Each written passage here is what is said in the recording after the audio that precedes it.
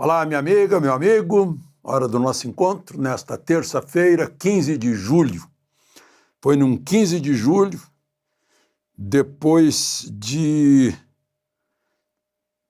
15, 16 meses, Cabral voltou a Lisboa. Ele saiu em março de 1500, em 22 de abril para 23, ele deitou ferros, né? Em Touros, Rio Grande do Norte, plantou o primeiro marco de posse portuguesa, depois viajou 2.000 milhas para o sul, segundo a carta de caminho. Isso vai dar em Cananéia, ali perto de São Vicente, o segundo marco, e depois continuou a viagem para as Índias. Mais de ano em viagem. Depois voltou ao Tejo.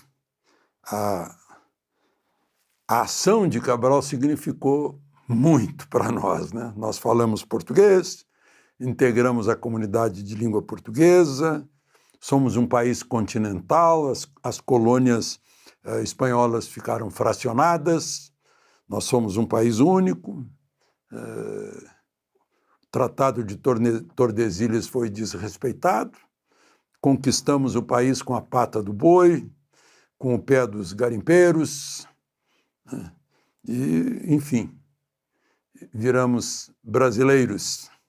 Naquele tempo ainda era com Z. Bom, lembre-se de se inscrever e, ao final, de deixar o gostei ou não gostei.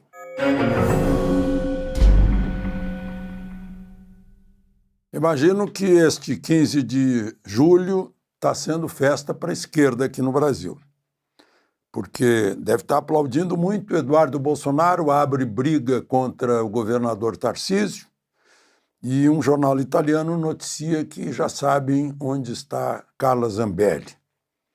Diz que ela está na Campânia. Campânia é a região de Nápoles. Nápoles, Península Sorrentina, né? É uma região bem diferente da Itália. Mas, por enquanto, é isso. E a gente vê que numa postagem de Eduardo Bolsonaro, ele não gostou porque Tarcísio se reuniu com o encarregado de negócios da Embaixada Americana, que é hoje a maior autoridade americana aqui no país, e está preocupado com o café de São Paulo, a carne de São Paulo, o suco de São Paulo, os aviões da Embraer, como governador. E foi chamado pelo Eduardo de subserviência servil às elites. É uma briga que a esquerda deve estar gostando dela. E certamente Caiado também deve estar gostando, né?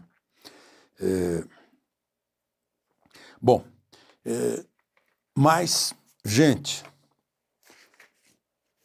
antes mesmo do 1º de agosto, quando começa a vigorar a tarifa de 50% sobre os produtos brasileiros vendidos aos Estados Unidos, antes mesmo, já há um aviso prévio dos problemas econômicos brasileiros, né?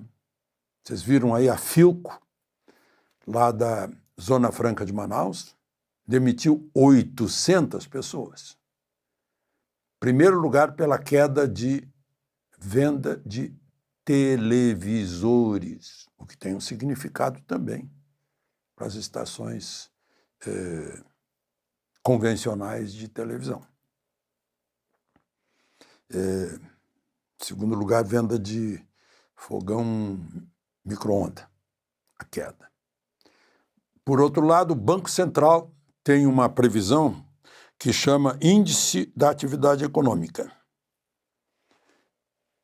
A última avaliação é de maio. A atividade econômica caiu 0,7% em relação a abril. Vale dizer 0,7%. A agricultura e a pecuária, essa atividade caiu 4,2% de abril para maio. Imaginem agora ser afetada pelas exportações para os Estados Unidos. A indústria caiu 0,47%, quase 0,5%. Ou seja, o Banco Central conclui que há uma desaceleração da atividade econômica antes de 1º de agosto. Mas já o 1º de agosto já traz algumas consequências.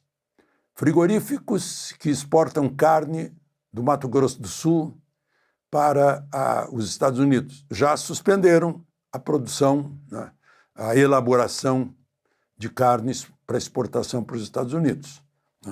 São os frigoríficos JBS, Natura Frig, Minerva Foods e Agroindustrial Iguatemi. O Brasil é o segundo exportador de carnes para os Estados Unidos. Aliás, os Estados Unidos é o segundo comprador de carnes aqui do Brasil. Bom, é o principal comprador do café brasileiro. Por isso, Tarcísio está preocupado. E certamente os governadores de Minas e de Espírito Santo e até Rio de Janeiro devem estar preocupados também. Paraná. Os produtores de mel do Piauí estão fazendo proposta para os seus importadores de mel dos Estados Unidos para dividir 25% para cada um, a tarifa, meio a meio.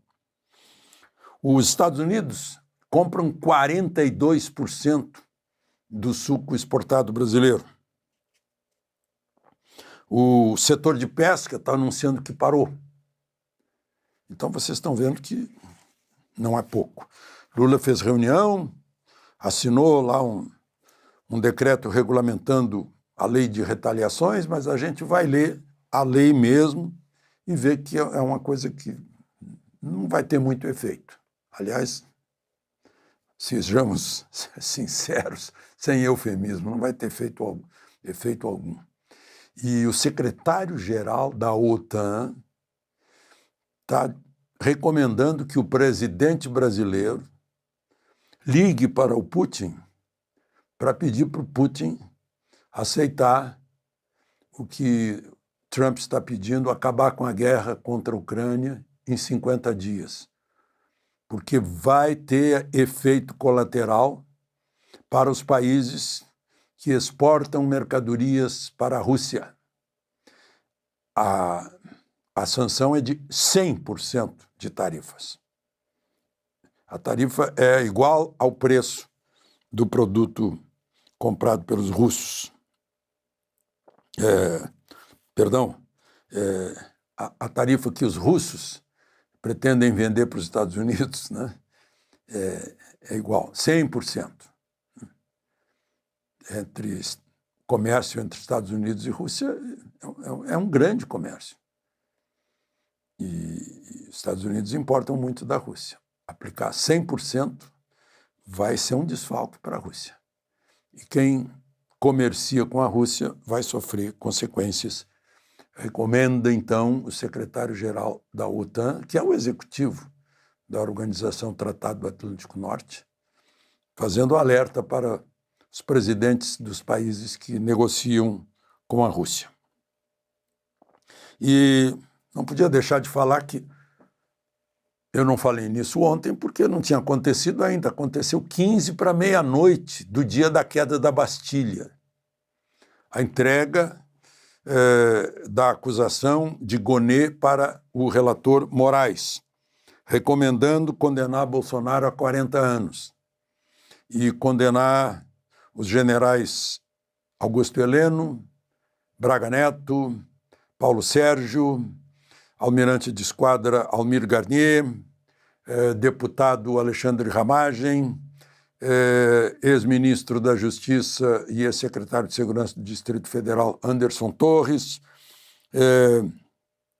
e o Mauro Cid, também por golpe de Estado, tentativa de golpe de Estado. É bom a gente lembrar que o Wall Street Journal no domingo, um dia antes, num artigo da Mary O'Hara, eu acho que na página de opinião, dizendo que a democracia no Brasil está em declínio por causa do Supremo. E lá no Supremo, Moraes mandou o Rumble bloquear a conta do jornalista Rodrigo Constantino, que está hospitalizado. Ele lá no hospital explicou que não sabia por quê, uma vez que desde dezembro de 2023 ele não usa mais essa conta, ela está inativa. Conta que Moraes mandou bloquear. Ele deu a ordem direto a Rumble nos Estados Unidos por um e-mail. Aí a defesa da Rumble alega na justiça americana, justiça federal americana. Ele, além disso, avisou que se não bloquear tem multa diária de R$100 mil. E aí eles estão... A defesa da Rumble alega que Moraes já sabia, já tinha sido alertado, que não é a primeira vez, que ele tem que usar os meios normais, que são regidos pelos tratados, que seria, aqui no Brasil, ele manda esse pedido para o Ministério da Justiça, que manda para o Ministério de Relações Exteriores, que manda para Washington, para o Departamento de Estado, que remete ao Departamento de Justiça, que aí vai à Justiça da Flórida com essa ordem, essa intimação. Ele já havia sido advertido pela própria juíza lá da Flórida, dizendo, olha, isso é inexequível por inválido. De Brasília, Alexandre Garcia.